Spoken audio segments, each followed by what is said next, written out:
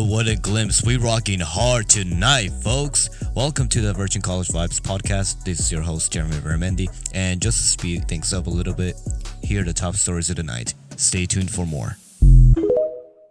Nearly 100 days after Breonna Taylor was shot and killed in her apartment, one of the officers involved will be fired. Juneteenth, the annual celebration commemorated the end of slavery in the United States. Today, the World Health Organization reported more than 10 million people have tested positive for COVID-19. Welcome back, everybody. You know, my first guest tonight is a current youth climate advocate. Please welcome Ananya Singh. Thank you for joining us. Yeah, it's great to be on. Though I do want to start off with your current experiences starting your organizations such as Greening Forward, the New Jersey Student Sustainability Condition, also dating back through the moments when you served at the Sunrise Movements. What takeaways did you get from serving in a tense environment full of climate advocacy spirit? How did that make you feel? Great question. It made me feel, so I think activism is one of the most important things in my life, and really for me it feels like home. It feels like community. It feels just like you were surrounded by people who feel a similar type of passion and a similar like fire in their hearts, the way that I feel, and that is like a feeling that is so unmatched in so many other aspects of life when you are doing advocacy, because a lot of the work that you do is trying to have conversations with other people who may not necessarily have your same perspective, and try to listen to them and be empathetic and try to meet them where they're at and try to get them to understand and like care about the issues that you're caring about. So to be around people who also similarly feel a lot and care a lot, it's one of the best feelings and like the most supportive feelings. And I congratulate you on those experiences, because if you look at today's world, despite the COVID-19 pandemic that has haunted, every single American out there, as far as climate activism goes, there are still some climate activists out there that are still campaigning for climate change virtually, meaning that they still do have a second chance of getting their word out there. We've been seeing like how the root causes of the climate crisis are also really similar to the root causes of the pandemic. They're both issues on a global scale. They're both issues that require a coordinated response and that need human participation in order to affect the biological and ecological circumstances. So in a way, it's a parallel crisis that's happening hand in hand. And I think that we have a lot to learn about the response to COVID-19 that we can apply to the climate crisis, because I mean, honestly, like the climate crisis issue is something that is just as big and has just a global impact, and I would say even more of a threat to the lives that are going to be lost, but it's a more abstract and vague issue, and it's really hard for us to wrap our brains around that. So it doesn't feel like as immediate of a threat, versus like a pandemic is a lot clearer and more immediate of a threat, and a lot more it's happening on a much shorter timeline. So I think what we can do is like really learn about what strategies work to try to make this issue, which is also a little bit hard to see sometimes. So what made this issue stick in the minds of so many, and what can we learn from it and take away? And based on these terrible and unprecedented times, and also focusing on where the direction of America is heading forward in, do you think COVID-19 has been such a disruptive force against the fight for climate justice? I don't think it's been like, I mean, obviously so I think when the disruption comes is when people are now putting human health and safety sometimes above some of the ecological considerations. Like I know that people might be using a little bit more single-use plastic right now in order to stay protected, and take precautions, but I don't think that really is a huge detractor from the climate crisis, or I wouldn't really consider it an obstruction to climate justice, because the health and safety and survival of our people is like what we're also fighting for as climate justice advocates. Like we want people to survive and thrive. And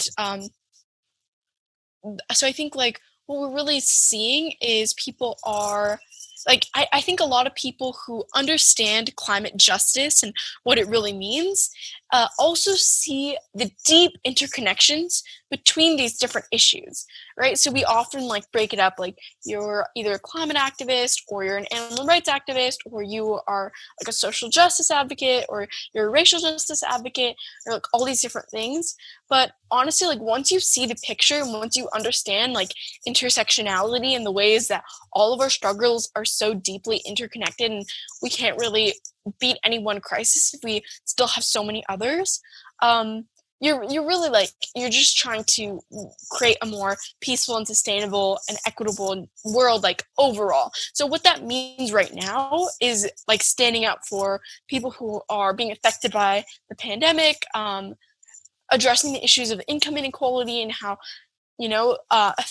like people who are without jobs right now and who don't have as much of a safety net. And I've seen a lot of really amazing like organizers shift their energy a little bit towards mutual aid and getting to know their neighbors and their communities and focusing on things like that. And that's not necessarily like they're fully pulling away from the climate justice fight. It's just like what that struggle looks like right now is a little bit different, and we're just going to learn from the moment. And then when we're able to kind of put the focus back on the climate justice issue, we'll be more prepared and resilient and ready to go. Let's just shift gears with the controversy of farmers. The majority of farmers have been facing, several overproduction issues that, unfortunately, they have began dumping out fresh products, especially when, farmers are not being protected by the CARES Act, which doesn't sufficiently guarantee economic safety for those farmers. What do you think climate change applies to that sort of issue as more and more farmers are ending up out of work? Where do you think, based on the concept and trend of food waste, applies to the chronological fight against climate change? I think like a lot of the issues that we're facing right now are issues that we're in because of like our economic system that, puts small farmers in a really bad position and leaves a lot of, small businesses and people without a lot of control over their own like conditions and, over their whole processes because of the way that corporations like impact the agriculture industry and the way big agriculture impacts everything. Mm-hmm. So I think I empathize with the struggle of people who don't necessarily know like how to make the best out of a situation and how to transition into a model of like maybe farming that is more sustainable and better for our climate. But I don't think necessarily it's the fault of small farmers because it's the landscape of agriculture and the economic conditions of agriculture have been shifted all around them. So we can't necessarily blame the individual people, but we definitely can blame like big corporations who force these conditions. As far as what we know right now, Black Lives Matter protests are currently happening right now. Recent polls from previous studies, just as about a month ago, that was reported by Washington Post and the New York Times. So they successfully linked racial inequality with climate change. And one of the interesting things to see there, and I mean, you're more than welcome to add your thought on this, how climate change up to this day has been nonstop affecting communities of color. And has disproportionately affected its sources of race as far as climate change. So as soon as racial inequality is being resolved, eventually, would communities of color still face the pressure of climate change, or where is it heading now? Yeah, I think we're all gonna be facing climate, and I don't think what's happening right now with the demands for defunding the police and things like that, that's a step forward. But these racial inequalities have been so deeply embedded that we're not going to fix them after, one summer of advocacy. It's going to take years and years of undoing to undo legacies of racism, colonialism, imperialism that have left communities of color in the United States, as well as when you look at our global systems and the huge inequalities between the global North and the global South, that's just like another example of how there's just like deep rooted legacies of oppression that we need to dismantle. So it's really amazing that people are starting to become more attuned to the oppression that is all around us, and that people are starting to notice and to start to feel the outrage and to organize together in their communities in a way that we haven't really seen before. But for me, looking at it, it's really clear that like it's going to be a long battle. There's a lot of work to win. So it's hard to me to talk about after it's all resolved, because I don't know if everything is going to be resolved. And even if it is, it's going to take time. But the climate crisis is only going to continue to get worse and worse. And as it stands right now, it does there's just a huge amount of injustice and inequality and inequity. And the people who are going to be hit the hardest are the people who are disproportionately facing other issues like economic inequality and racial inequality. So we know that the communities in the global South are going to be hit a lot harder than communities in the global North, where we have a little bit more of the resources to be able to move on and support ourselves and to be more resilient, especially when you consider communities and countries where they're still trying to establish basic infrastructure, right? Where they don't have roads and hospitals and sewage. And those are, it takes carbon, and it takes it takes energy to build that type of infrastructure and to create that type of society that we're already living in and taking for granted here. And in order to raise other people's standards of living, like our countries in the global North, we have to really take the climate crisis seriously and reduce our amount of consumption and live with this more conscious impact, because the way we consume resources and energy is just like absolutely ridiculous and so unsustainable. And there are several directions in which America is going right now as far as sustainability concerns. And I think awaiting with the 2020 election, where about time itself at that moment is about to prove, where's the concept of sustainability, renewable energy, and climate change will head next. But I do have a bone to pick with you, starting with the 2020 election. So what are your expectations for this upcoming 2020 election? I'm seeing that people, especially my generation, so I'm 17, and so I'm graduating this year. So everyone else in my grade is turning 18 and is, or like all my friends have turned 18, they're ready to vote. So something that we are seeing huge, like so many more amounts of Gen Z young people become a part of the voter base and really take their civic responsibility seriously. And that is something that I'm very excited and hopeful for. It's just seeing the youth vote. We saw even in 2018, the youth vote was like really high compared to what it had been previously. Even just with the midterms, like people were more engaged. And I was working pretty hard on that election on a congressional campaign in my district.